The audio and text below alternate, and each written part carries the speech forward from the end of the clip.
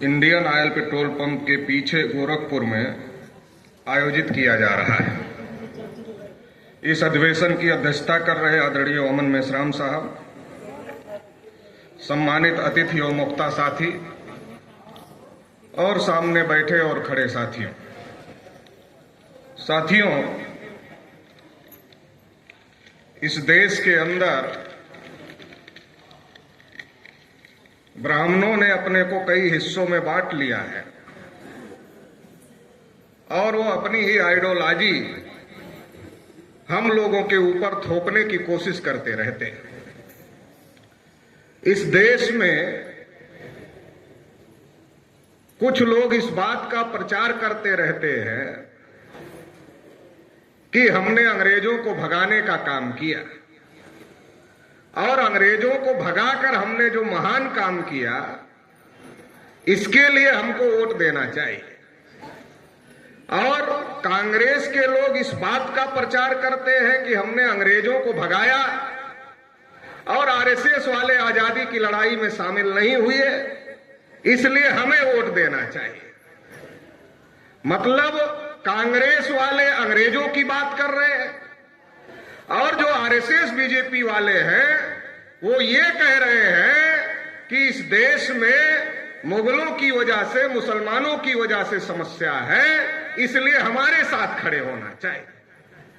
लेकिन आज जो देश के हालात हैं, जो देश की परिस्थितियां हैं, अगर उस पर हम गौर करें तो आज चाहे सीजीआई के ऊपर जूता फेंकने का मामला हो या फिर अभी जो हरियाणा में घटना घटी क्लास 1 के अधिकारी के साथ में, या फिर देश के तमाम हिस्सों में, चाहे वो मूंछ रखने की वजह से पीटा जा रहा हो, चाहे घोड़ी पर चढ़ने की वजह से पीटा जा रहा हो, या घड़ा मटका छूने की वजह से हत्या हो रही है, ये सारा जो कुछ हो रहा है, या इस देश में ओबीसी को उसका हक नहीं मिल रहा है, एससी को उसका हक नहीं मिल रहा है, एसटी को उसका हक नहीं मिल रहा है, ये जो सारा कुछ हो रहा है, क्या ये अंग्रेजों की वजह से हो रहा है या मुगलों की वजह से हो रहा है? ये तो ना अंग्रेजों की वजह से हो रहा है और ना मुगलों की वजह से हो रहा है, बल्कि ये इसलिए हो रहा है कि इस देश में वर्ण व्यवस्था और जाति व्यवस्था है और वर्ण व्यवस्था और जाति व्यवस्था की वजह से ये सारी घटनाएं हो रही। आज अगर हम लोग अधिकार वंचित हैं तो उसकी जड़ में इस देश की वर्ण व्यवस्था और इस देश की जाति व्यवस्था है, लेकिन इसके बारे में कोई चर्चा नहीं करना चाहता। एक आदमी अंग्रेजों के खिलाफ बात करके वोट लेना चाहता है और दूसरा आदमी मुगलों के खिलाफ बात करके वोट लेना चाहता है, और मुगल और मुसलमान एक ही हैं, ऐसा आरएसएस बीजेपी के लोग प्रचारित करते हैं, जबकि वास्तविकता ये है कि मुगल अलग है और मुसलमान अलग है। मुगल एक रेस है जो विदेश से आई, लेकिन जो भारत में मुसलमान है वो मुसलमान यही के मूल निवासी। जो इस्लाम को स्वीकार कर लिया वो मुसलमान हो गया, उसका धर्म बदल गया, उसका डीएनए नहीं बदला। और इसीलिए जब डीएनए टेस्ट हुआ तो ये बात साबित हो गई कि भारत में जो मुसलमान हैं उनका डीएनए ओबीसी, एससी, एसटी के डीएनए से मिलता है, क्योंकि वो मूल रूप से हमारे ही लोग हैं, उन्होंने इस्लाम को स्वीकार किया और मुसलमान बन गए। लेकिन आरएसएस बीजेपी के लोग उनको मुगल बोलते। अब तो मामला आगे बढ़ गया है, वो मुसलमानों को बस्ती को कहते हैं मिनी पाकिस्तान। तो किसको भड़काना चाहते हैं ये कहकर?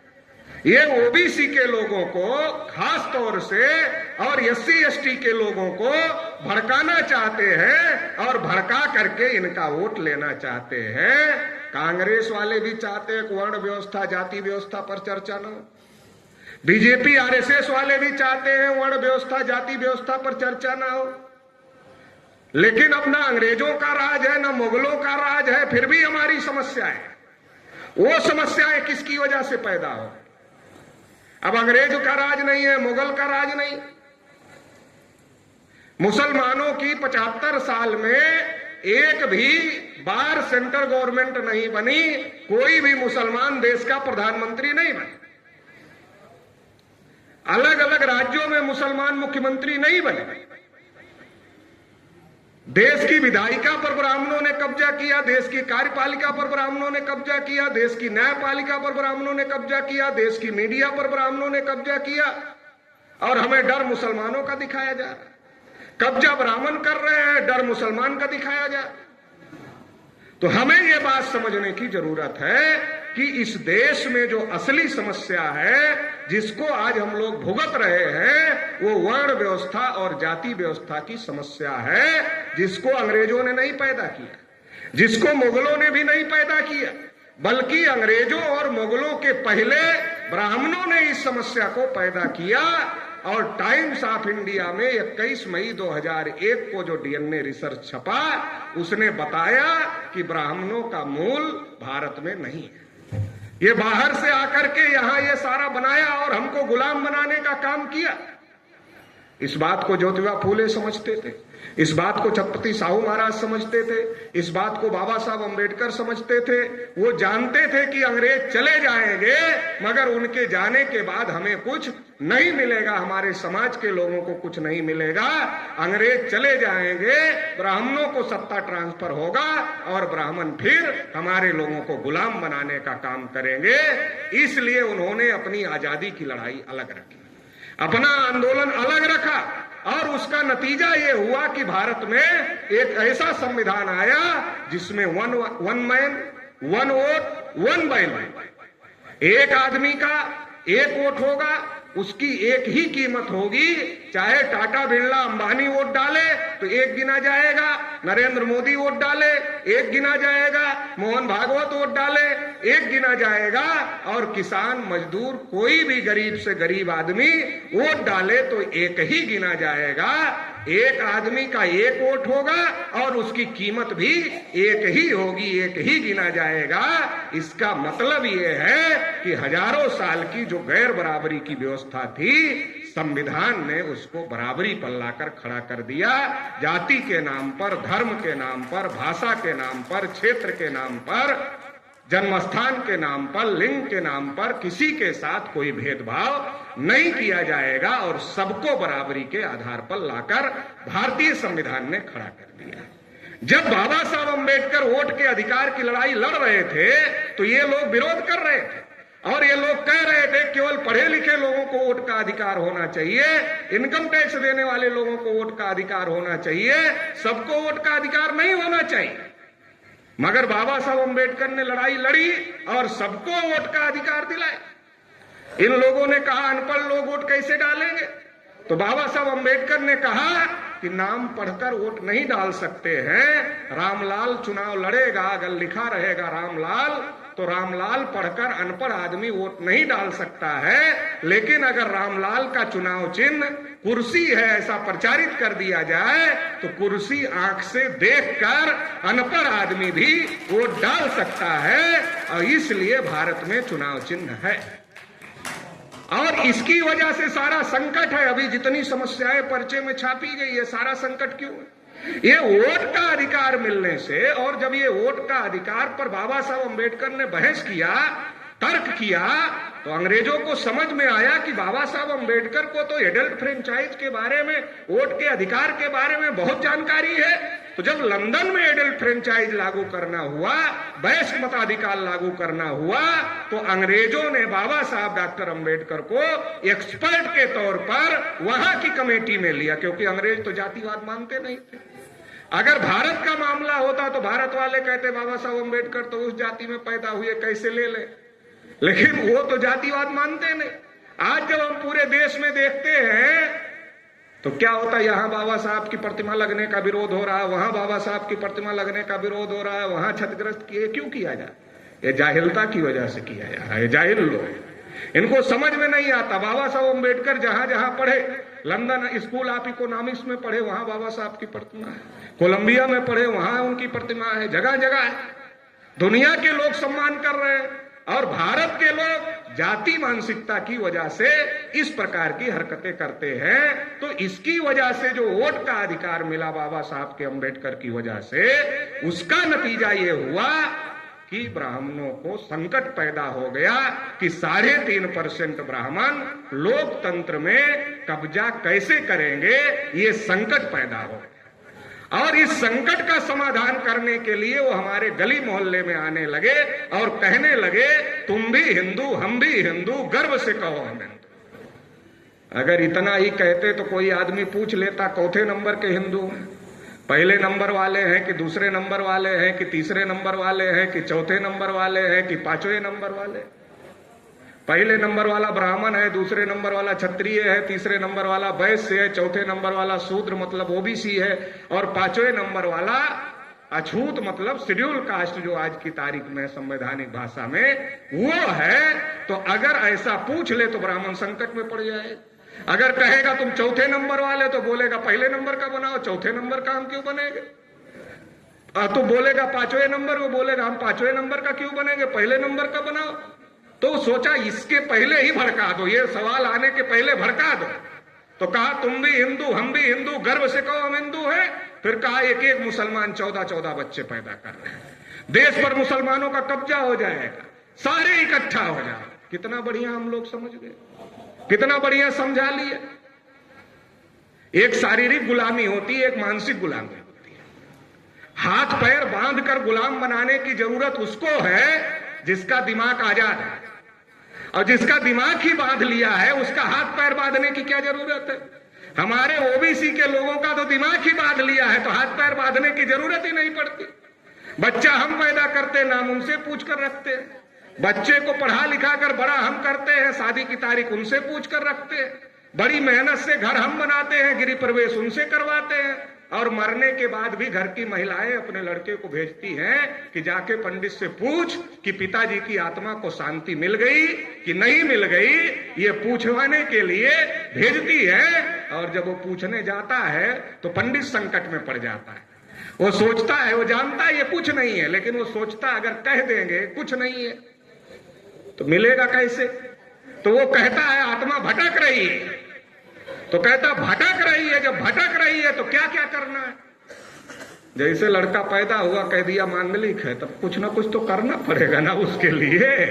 तो वो भी पूछने जाता, पैदा होने पर पूछने जाता है, मरने पर भी पूछने जाता है, तो उसका लूटने का धंधा शुरू हो जाता है। इसलिए ज्योतिबा फूले ने लिखा, जैसे बाल काटना नाई का धर्म नहीं है, धंधा है, वैसे कर्मकांड करना ब्राह्मण का धर्म नहीं है, धंधा है। लेकिन धंधा को हम लोग धर्म समझ लिए, और इसकी वजह से हमारे लोगों का दिमाग जो ब्राह्मणों ने बांध लिया है, तो हम समझ ही नहीं पाए कि ब्राह्मण कह रहे हैं कि मुसलमान संख्या बढ़ा रहे हैं, बच्चे पैदा कर रहे हैं, 14-14 पैदा कर रहे हैं। तो 400 साल में, 500 साल में, 600 साल में, 700 साल में जब पैदा करते करते बढ़ा ले जाएंगे तब कब्जा कर ले। तो ओबीसी की संख्या कितनी है?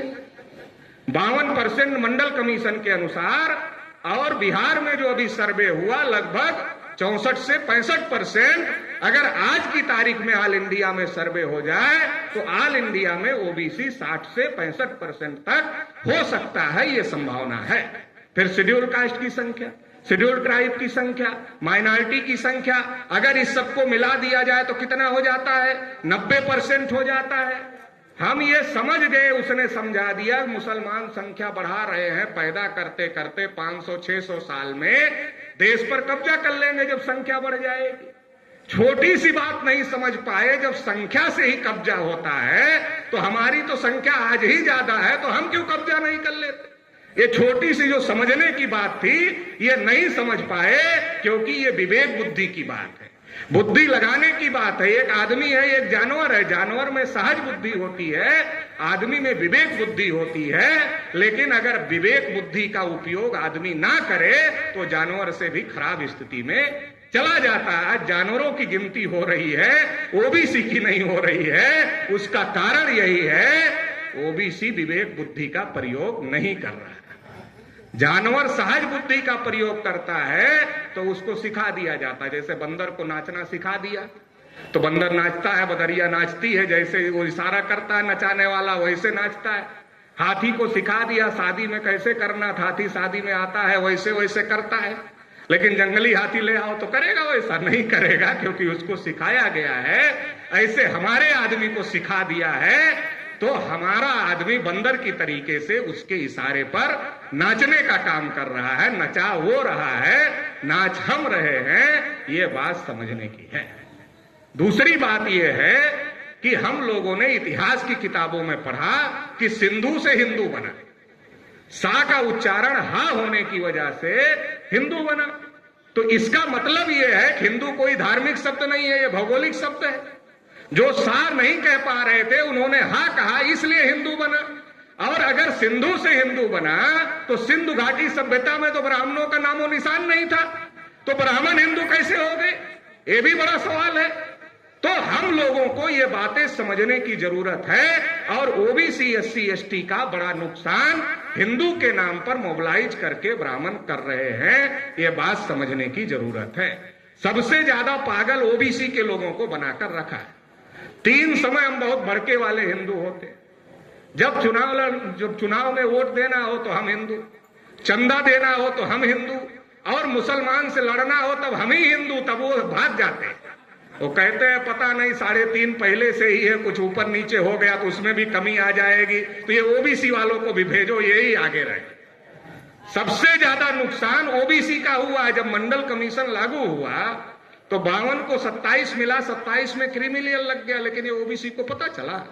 जब हम रोज ओबीसी को पूछते हैं, मंडल कमीशन की रिपोर्ट पढ़ा, हमारा चेहरा ऐसे देखते हैं जैसे हम कोई बहुत बड़ी चीज पूछ लिए हैं। अरे मंडल कमीशन लागू होने से ओबीसी को आरक्षण मिला, अधिकार मिला, तो ये तो आपको पढ़ना चाहिए। और कार्यक्रमों में पढ़े लिखे लोग आते हैं, लेकिन वो भी चेहरा देखते हैं, तो हम समझ जाते। कठिन सवाल पूछ लिया तो पूछते देखा, तो भी वैसे ही देखते हैं। तो ना पढ़ा ना देखा। क्यों नहीं पढ़ा नहीं देखा? क्योंकि जब मंडल लागू होने की घोषणा हुई तो कांग्रेस के राजीव गांधी ने भी पार्लियामेंट में घंटों भर भाषण दिया। राजीव गांधी को कहते थे भाषण देना नहीं आता, लेकिन दिया, मंडल के खिलाफ दिया। और बीजेपी में जितने ओबीसी के नेता थे वो उछल गए कि अब तो अधिकार मिल गया हमको। और जब वो उछल गए तो बीजेपी को लगा हमारी पार्टी ही टूट जाएगी, इसको डाइवर्ट करो। ये तो ओबीसी का मंडल कमीशन हमारी पार्टी के ओबीसी को भी उठाकर ले जाएगी, बाहर के ओबीसी का तो छोड़ दो, अंदर का ओबीसी चला जाएगा। तो उन लोगों ने कहा कि ओबीसी के लोग राम भक्त हैं, तो राम के नाम पर यात्रा अगर चला देते हैं, रामलला हम आएंगे, मंदिर वही बनाएंगे, तो ओबीसी के लोगों को, और इसका नतीजा रहा कि ओबीसी के लोगों को आज तक मंडल कमीशन देखने को नहीं मिला। पढ़ने की बात तो दूर की बात है, देखने को नहीं मिला। और हम लोग लगातार ये कह रहे थे कि चलो मंदिर बना लो, मंडल तो छोड़ दिया, लाखों नौकरियां छोड़ दिया, अब मंदिर बना दो, तो मंदिर में घंटा बजाने के लिए रखा जाएगा। तो ओबीसी के लोगों को लग रहा था कैसे नहीं रखेंगे, विनय कटियार इतने बड़े नेता है, कल्याण सिंह इतने बड़े नेता है, उमा भारती इतनी बड़ी नेता है, प्रवीण तोगड़िया, रितंबरा इतने बड़े, ये तो विरोधी लोग हैं इसलिए बोलते घंटा बजाने के लिए नहीं रखा जाएगा। लेकिन जब मंदिर बना, एक भी ओबीसी को रखा क्या? एक भी ओबीसी को नहीं रखा, चटनी अचार के लिए भी नहीं रखा। विनय कटियार अयोध्या में ही रहते हैं। एक चैनल ने विनय कटियार का इंटरव्यू किया, पूछा आपको कोई जिम्मेदारी मिली है मंदिर निर्माण में? कहा नहीं, हमें तो कोई जिम्मेदारी नहीं है। तो कहा आप जाते हैं? कहा हाँ, टहलने घूमने के लिए चले जाते हैं। कहा निमंत्रण आया है?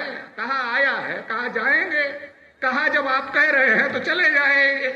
मतलब कोई पूछ नहीं रहा है, तो ओबीसी का इस्तेमाल करो, और ओबीसी को हिंदू के नाम पर इस्तेमाल करके फेंकने की नीति चल रही है। तो इससे सतर्क रहने की जरूरत है। वो बार बार कहते हिंदू राष्ट्र बनाए। हिंदू राष्ट्र का मतलब है ब्राह्मणों के नियंत्रण वाला राष्ट्र। अब ब्राह्मणों के नियंत्रण वाले राष्ट्र का मतलब यह है, तो हमारे लोगों को पूछना चाहिए ओबीसी के लोगों को, चलो हिंदू राष्ट्र बनाओगे तो हम ओबीसी चौथे पायदान पर रहेंगे, ब्राह्मण वाले पर रहेंगे, क्षत्रिय वाले पर रहेंगे, वैश्य वाले पर रहेंगे कि शूद्र वाले पर रहेंगे? अगर शूद्र वाले पर है, चौथे दर्जे का नागरिक बना रहे हो, तो हमारे लिए तो भारतीय संविधान ठीक है, पहले दर्जे का नागरिक बनाकर रखा है। हम चौथे दर्जे का नागरिक बनने के लिए तुम्हारे साथ क्यों जाएंगे? संविधान ने हमको पहले दर्जे का नागरिक बना करके रखा है, तो हम तो इसकी रक्षा करेंगे। हम तुम्हारे यहां गुलामी करने के लिए चौथे दर्जे का नागरिक बनने के लिए नहीं जाएंगे। तो ये बात हम लोगों को समझने की जरूरत है। अभी एक लंबे समय से ओबीसी में चेतना पैदा हो गई, क्योंकि मेश्राम साहब के नेतृत्व में लगातार जाति जनगणना का मुद्दा हम लोग उठा रहे हैं, पूरे देश भर में उठा रहे हैं। लड़ाई उसकी बहुत दमदारी से हम लोग लड़ने का काम कर रहे हैं। तो उसका नतीजा यह हुआ कि ओबीसी में चेतना पैदा हो गई। चेतना पैदा हो गई तो 24 के इलेक्शन में आरएसएस को सीटें कम हो गई और 2 बैसाखी में आरएसएस की सरकार खड़ी हो गई, नीतीश कुमार और चंद्रबाबू नायडू की बैसाखी पर। और जब वो खड़ी हो गई तो आरएसएस ने मंथन किया और कहा हमको जाति जनगणना से परहेज नहीं, क्योंकि उसको पता चल गया ये संविधान, लोकतंत्र और जाति जनगणना का कमाल है इन मुद्दों का, जो ये सीटें कम हो गई। उसको समझ में आ गया तो कहा हम जाति जनगणना के खिलाफ नहीं है, लेकिन उसका राजनीतिक उपयोग नहीं होना चाहिए। राजनीतिक उपयोग नहीं होना चाहिए, यही लाइन पकड़ने की जरूरत है। अगर डेटा पब्लिश होगा, राजनीतिक आदमी राजनीतिक इस्तेमाल करेगा, जो आर्थिक आंकड़े का उपयोग करना चाहता हो आर्थिक आंकड़े का उपयोग करेगा, जो सामाजिक आंकड़े का उपयोग करना चाहता हो सामाजिक रूप से आंकड़े का उपयोग करेगा। हर आदमी अपने अपने तरीके से उपयोग करेगा अगर आंकड़े घोषित होंगे। इसका मतलब यह है कि इनडायरेक्टली कह रहे हैं कि अगर बहुत गला फंस जाए तो कह देना करेंगे, पहले तो करना मत, और अगर करना भी पड़ जाए तो घोषित मत करना। जैसे कांग्रेस ने मूर्ख बना दिया वैसे तुम भी मूर्ख बना देना। और इसलिए तारीख 27 का दिया है ताकि चुनाव सब निकल जाए और 29 का चुनाव भी निकल जाए। तो ये बात समझने की आखिरी बात कहकर, क्योंकि समय बहुत ज्यादा हो रहा है, राहुल गांधी अभी बहुत ज्यादा उनका हृदय परिवर्तन हो गया, बहुत परिवर्तन हो गया। जिसकी जितनी संख्या भारी उसकी उतनी हिस्सेदारी। और जाति जनगणना तुम्हारी सरकार थी तो क्या कर रहे थे? तुम्हारी सरकार थी तो कर लेते, और जहां जहां है वहां जितनी जिसकी संख्या है हिस्सा दे दिया है। जहां जहां है नहीं दिया तो वोट लेने के लिए गाना गा रहे हो। तो हमारे भी कुछ जेंटलमैन प्रभाव में आ गए। हमारे जेंटलमैन जिनकी आत्माएं भटकती रहती हैं राज्यसभा और लोकसभा में जाने के लिए, विधानसभा में जाने के लिए, हमारे में कुछ ऐसे लोग हैं जिनकी आत्माएं भटकती रहती है कि कौन से शरीर में प्रवेश करके हम विधानसभा में पहुंच जाए, लोकसभा में पहुंच जाए। तो ऐसे जेंटलमैन लोगों ने ठेका ले लिया कि राहुल का जो लोग विरोध कर रहे हैं उनका हम मुकाबला करेंगे, और हम कहेंगे नहीं, राहुल ही अब ईमानदार हो गए हैं, भेड़िया शाकाहारी हो गया है। भेड़िया कभी शाकाहारी होता है? एक कांग्रेस है, एक बीजेपी है। कांग्रेस ब्राह्मणों की पार्टी, बीजेपी ब्राह्मणों की पार्टी। ये कभी ब्राह्मणों का कब्जा, कोई अपने पैर पे कुल्हाड़ी मारता है। भेड़िया कभी शाकाहारी नहीं होता है। जो इस झांसे में आता है भेड़िया के, और भेड़िया को भाईचारा बना के खाना लेकर जाता है कि शाकाहारी हो गया है, खाना खिला दें, तो खाना साइड में रखता है, भाई निकालता है और चारा समझ के उसको खा जाता है। कई बार ऐसा हुआ है। तो ये फंसाने की साजिश है, ना कि लड़ाई लड़ने का मामला है। मोदी ने भी कहा था कि 15-15 लाख खाते में डालेंगे, किसानों की इनकम दोगुनी कर देंगे, हवाई चप्पल वाले हवाई जहाज में चलेंगे। बेचारे हवाई चप्पल पहनने की स्थिति में नहीं, उसमें इतना टाका लगवाते हैं, इतना सिलवाते हैं कि वो जब तक एकदम से टुकड़े टुकड़े नहीं हो जाता तब तक सिलवाते रहते हैं। हवाई चप्पल जो पहनने वाले हैं, हवाई चप्पल खरीदने की स्थिति नहीं बची है, और वो कह रहा है हवाई चप्पल वाला, और फिर नहीं, कुछ नहीं हुआ, तीसरा टर्म आ गया। तो राहुल गांधी भी सोच रहे हैं बड़ी बड़ी फेंको, जब मोदी फेंक के आ सकते हैं तो हम भी फेंका फेंकी करके आ सकते हैं। तो हमें ये बात समझने की जरूरत है। तीसरी और आखिरी महत्वपूर्ण बात ये कहना चाहता हूं कि अगर हमें परिवर्तन चाहिए तो हमारे यहाँ कहा जाता है कर बहिया बल आपनो छोड़ पराई आस। हम उसके पीछे उससे परिवर्तन होगा, उससे परिवर्तन होगा, उससे परिवर्तन होगा। अरे उससे नहीं होगा, हमसे होगा। आज भारत में बीजेपी आरएसएस एक शक्ति है, कांग्रेस एक शक्ति है, 2 शक्ति बड़ी है। तीसरी राष्ट्रीय स्तर की कैडर बेस ताकत अगर है देश में, वो आज आपकी ताकत है। वामसेव, भारत मुक्ति मोर्चा, बहुजन क्रांति मोर्चा, राष्ट्रीय पिछड़ा वर्ग मोर्चा, ये ताकत देश में तीसरी सबसे बड़ी ताकत है। और बहुजन समाज की पहले नंबर की सबसे बड़ी ताकत ये ताकत है।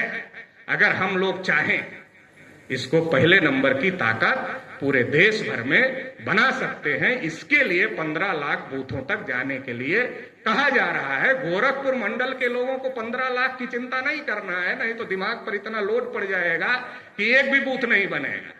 तो अलग अलग विधानसभा की बूथ लिस्ट निकालना है, उनके कार्यकर्ताओं के साथ बैठना है, होमवर्क करना है और हर बूथ पर जाना है। भौगोलिक नेटवर्किंग और उस बूथ पर जितने सोशल नेटवर्किंग के ग्रुप रहते हैं, समाज के लोग रहते हैं, उनको अपने साथ में जोड़ना है। अगर ये हम जोड़ते हैं तो भारत में हम पहले नंबर की ताकत बन सकते हैं। तो जो ईवीएम हम लोग कह रहे हैं ना, एक दिन में ही ईवीएम हवा में उड़ा सकते हैं अगर हम लोग रूट लेवल पर संगठन बनाते हैं और अपनी सेंटर गवर्नमेंट भी बना सकते हैं। और जो हम दूसरों से चाह रहे हैं वो सारा कुछ हम खुद ही करने लायक हो सकते हैं। तो इतना ही इस मौके पर कहते हुए आप लोग इसके लिए कोशिश करेंगे, इस आशा और उम्मीद के साथ आप सभी लोगों ने मुझे सुना, इसके लिए आभार, धन्यवाद। जय मुहूर्त। बहुत बहुत धन्यवाद। साधुवाद।